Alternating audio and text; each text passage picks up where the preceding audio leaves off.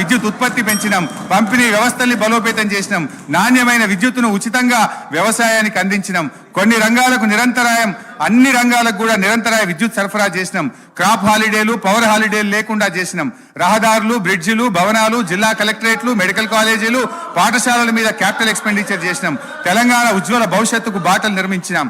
అధ్యక్ష, ఇవాళ ఏం విజయాలు సాధించినామో అని వాళ్ళు మాట్లాడుతున్నారు. అధ్యక్ష, ఇవాళ పంటల విస్తీర్ణం 2014-15లో 1,31,00,000 ఎకరాలు కాగా 2022-23 నాటికి 2,08,67,000 ఎకరాలకు చేరింది. అధ్యక్ష, అంటే 59% పెరిగింది. అధ్యక్ష, పంట దిగుబడి అన్ని రకాల పంటలు కలిపి ఆ రోజు 1,00,000 మెట్రిక్ టన్నులు. అధ్యక్ష, అప్పులు తెచ్చి అన్ని బిల్డింగ్స్ కట్టామని చెప్తున్నారు, చాలా సంతోషం. అధ్యక్ష, ఏం బిల్డింగ్లు కట్టారు అధ్యక్ష? సెంట్రల్ జైలు కూలగొట్టిండ్రు, పురాతనమైనది నిజాం నవాబ్ కాలం నాటిది, అక్కడ హాస్పిటల్ కట్టిండ్రు. అధ్యక్ష, అదే హాస్పిటల్ ఊరవతల కట్టుంటే పేషెంట్లకు కూడా మంచిగా ఉంటుంది. అధ్యక్ష, పురాతనమైన జైలు కూడా అక్కడ ఉండేది. అధ్యక్ష, అక్కడ ఎంజిఎం ఉంది, ఎంజిఎంలో సరిగా స్టాఫ్ లేరు. అధ్యక్ష, దాన్ని డెవలప్మెంట్ చేయకుండా కొత్త బిల్డింగ్ ఎందుకు కట్టారు, ఆ ప్లేస్లో ఎందుకు కట్టారంటే వీళ్ళకు పర్సంటేజ్ల కోసం కట్టారు. అధ్యక్ష, ఈరోజు సెక్రటేరియట్ పాత భవనాన్ని కూలగొట్టారు. అధ్యక్ష, అంత పెద్ద భవనాన్ని, అన్ని కోట్ల విలువైన భవనాన్ని కూలగొట్టాల్సిన అవసరం ఏముంది అధ్యక్ష?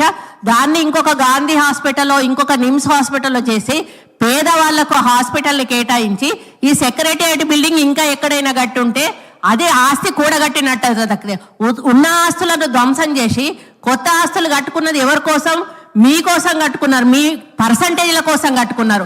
ఈ రోజు డబుల్ బెడ్రూమ్ ఇల్లు ఎక్కడా కూడా నిరుపేదలకు కట్టలేదు. అధ్యక్ష, 100 సార్లు నేను సీఎం గారిని, గత సీఎం గారిని అడిగాను. అధ్యక్ష, స్థలాలున్న వాళ్ళకి ఒక 3 లక్షలు 4 లక్షలు ఇవ్వండి, వాళ్ళు ఒక్క షెడ్ అన్న వేసుకుంటారు అంటే మేకెక్కడ ఉండాలి, కోడెక్కడ ఉండాలి, అల్లుడెక్కడ ఉండాలి, బిడ్డ ఎక్కడ ఉండాలి, డబుల్ బెడ్రూమ్ ఇల్లు కట్టిస్తా అని కనీసం ఒక 100 బెడ్రూమ్ హౌజులు కూడా ఒక్కొక్క నియోజకవర్గానికి ఇవ్వలేదు. అధ్యక్ష, ఆ ఇచ్చిన బెడ్రూమ్ ఇల్లు కూడా ఈరోజు ఎలక్షన్ల ముందు వాళ్ళ కార్యకర్తలకు మాత్రమే ఇచ్చుకున్నారు. అధ్యక్ష, నిరుపేదలకు ఎవరికి ఇవ్వలేదు. అధ్యక్ష, ఈ రోజు బోర్బండ పోదాము. అధ్యక్ష, ఇక్కడి నుంచి బోర్బండకి వెళ్దాము, అక్కడ వాళ్ళు టైల్స్ వేసుకొని వాళ్ళు షెల్ఫ్లు కట్టుకొని 10-10 వేలకు కిరాయిలకు ఇచ్చుకుంటున్నారు. అధ్యక్ష, డబుల్ బెడ్రూమ్ ఇల్లు.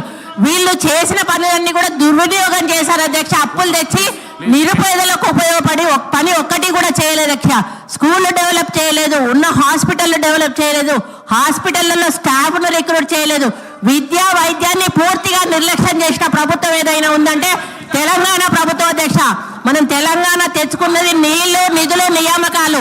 ఈరోజు నీళ్లు, కృష్ణా జలాలను ఆంధ్రాకు అమ్ముకుంటున్నారు. అధ్యక్ష, ఒక్కటి నేను అడుగుతా అధ్యక్ష, పక్క రాష్ట్రాలు అన్నప్పుడు ఫ్రెండ్షిప్ గా ఉండాలి. అధ్యక్ష, సీఎం కేసీఆర్ కుటుంబం అయ్యో జగన్మోహన్ రెడ్డి ఇంట్లో భోజనం చేస్తారు. అధ్యక్ష, జగన్మోహన్ రెడ్డి కుటుంబం వచ్చో సీఎం కేసీఆర్ ఇంట్లో భోజనం చేస్తారు. అధ్యక్ష, వాళ్ళ వెనకాలనేమో కేటీఆర్ గారు వెళ్తారు. అధ్యక్ష, మామూలుగా ఇద్దరు సీఎంలు కూర్చున్నప్పుడు తప్పకుండా వాళ్ళ చీఫ్ సెక్రటరీ, వీళ్ళ చీఫ్ సెక్రటరీ ఉండాలి.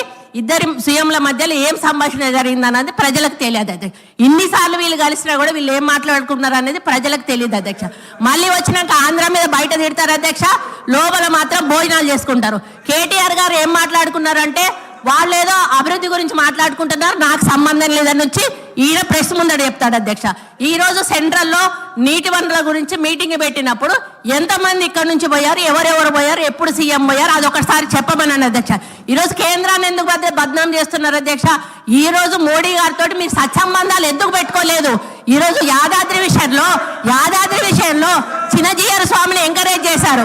ఈ రోజు ఆయన ఎక్కడో ఒకటి కట్టుకుంటే అక్కడ మోడీని పిలిచిండని ఈ రోజు మోడీని పక్కకు పెట్టేసి మోడీతో సంబంధాలు లేకుండా సెంట్రల్ ఫండ్స్ తెచ్చుకోకుండా ఈ రోజు కేంద్రం ఇవ్వడం లేదని బద్నాం చేయడం తప్ప. అధ్యక్ష, ఈ రోజు కేంద్రాన్ని దూరం పెట్టింది వీళ్ళు, కేంద్రం ఫండ్స్ ఉపయోగించుకోండి వీళ్ళు.